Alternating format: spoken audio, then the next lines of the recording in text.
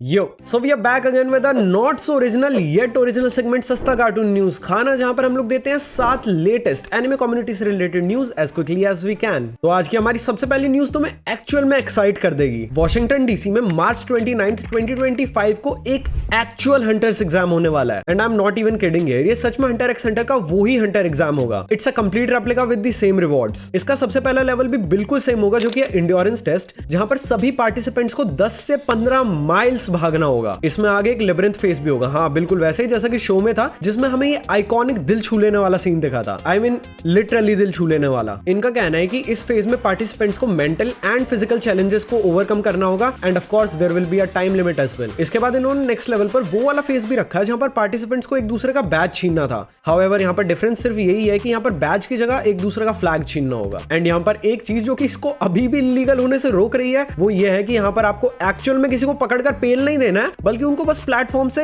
नीचे फेंक देना है या फिर उतार देना है, फिर व्हाटएवर। एंड लाइक रिवॉर्ड तो सुनो भाई, तुम्हें एक एक्चुअल रियल हंटर्स लाइसेंस मिलेगा एंड इवन एक हंटर्स वेबसाइट भी जिसका एक्सेस सिर्फ तुम्हारे पास होगा। और इसमें लिटरली पूरी दुनिया में से कोई भी पार्टिसिपेट कर सकता है। इवन अगर तुम नॉर्थ कोरिया से समहाउ निकल कर भाग कर भी आए हो तो हाँ, तुम भी। ऑल्दो आई बिलीव कि वो वाला लाइसेंस किसी काम का नहीं होगा इस आदमी के लाइसेंस टू किल के सामने। अब सेकंड न्यूज है ब्लीच कोर 4 से। ब्लीच के राइटर ने बोला है कि ब्लीच कोर 4 में कुछ ऐसे सीन्स होंगे जो कि मांगा में कभी थे ही नहीं। तो यहाँ पर उन लोगों को सुख की प्राप्ति तो होगी ही होगी जिन्होंने कभी मांगा नहीं पढ़ी, पर जिन्होंने पढ़ी है उनको भी डेफिनेटली होगी। वी बिलीव कि शायद से राइटर ने यहाँ पर वो सभी चीजें इंक्लूड की होंगी जो उसने पब्लिकेशन के बाद सोचा कि काश अगर मैं यहाँ पर ये चेंज कर देता तो और बढ़िया लगता। एंड हमारी थर्ड न्यूज है उस सीरीज से रिलेटेड जिसका फर्स्ट सीजन जिसने भी देखा उसने फॉर श्योर सेकंड सीजन की तो डिमांड की है। एंड यहाँ पर हम बात कर रहे हैं हेल्स पैराडाइज की। यस, हेल्स पैराडाइज का सेकंड सीजन फाइनली इतना ज्यादा तड़पाने के बाद अनाउंस हो ही गया है। अभी इसकी एग्जैक्ट डेट तो नहीं, लेकिन ईयर एंड मंथ जरूर बता दिया गया है। हेल्स पैराडाइज रिलीज होने वाला है जनवरी में। हाँ भाई, तुमने बिल्कुल सही सुना,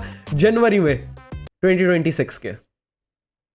हेल्स पैराडाइज को भी मापा ही एनिमेट कर रहा है, लेकिन अगले साल मापा के हैंड्स और भी काफी सारे प्रोजेक्ट्स में फुल हैं, जिनमें से कुछ पॉपुलर नेम्स है साकामोटो डेज जो कि 2025 के जनवरी में रिलीज होगा, और जेजे के सीजन 3 जिसकी कोई रिलीज विंडो तो अभी तक कंफर्म नहीं की गई है, लेकिन 2025 कंफर्म्ड है। लेट्स जस्ट होप कि इस बार हेल्स पैराडाइज के आने से पहले मापा अपने एनिमेटर्स के पैराडाइज को हेल न बना दे। अब सेकंड न्यूज है एक और सीरीज के सेकंड सीजन से रिलेटेड। रिसेंटली रिलीज दंदादन, जिसका फाइनल एपिसोड अभी जस्ट ही रिलीज हुआ है, उसका सेकंड सीजन भी ऑलरेडी अनाउंस कर दिया गया है। दंदादन काफी फेमस हुआ है and people actually liked it. तो क्रिएटर्स ने सोचा कि इसके हाइप को क्यों मारे, और इसीलिए 12 एपिसोड्स के साथ ही उन्होंने सेकंड सीजन का ट्रेलर भी रिलीज कर दिया है। दंदादन सीजन 2 कंफर्म्ड है जुलाई 2025 में रिलीज होने के लिए, जिस पर काम ऑलरेडी चल रहा है। अब तुम्हें हमारी लास्ट वीडियो का तो याद होगा जहां पर हमने बताया था कि जापान में वन पीस थीम्ड एक बुलेट ट्रेन चलने वाली है, राइट? हाँ, तो उसको देखकर नारुतो के राइटर ने बोला कि मारा चोरा किसी समुद्री डाकू तक कम है के, और उन्होंने यूनिवर्सल स्टूडियोज के साथ मिलकर अनाउंस कर दिया एक Naruto theme based roller coaster. Japan में यूनिवर्सल स्टूडियोज का एक बहुत बड़ा थीम पार्क है, just like the Disney theme park in Hong Kong, and उसी में नारुतो का ये वाला रोलर कोस्टर भी होने वाला है। आई जस्ट वंडर कि वहां पर जो बच्चे रोलर कोस्टर की स्पीड से डरने लगेंगे उनको कंसोल करने के लिए दूध कौन सी कंपनी का मिलेगा।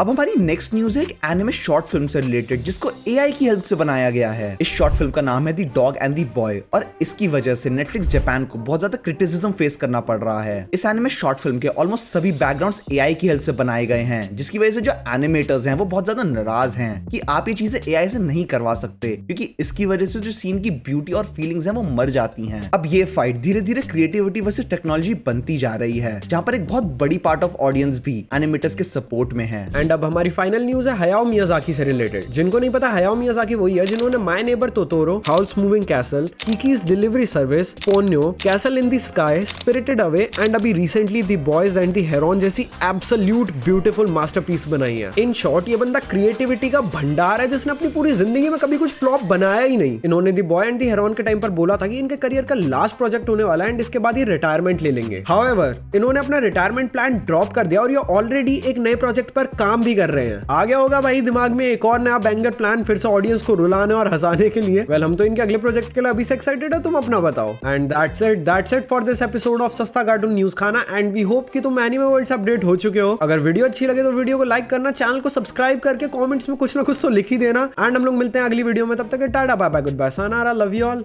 बाय।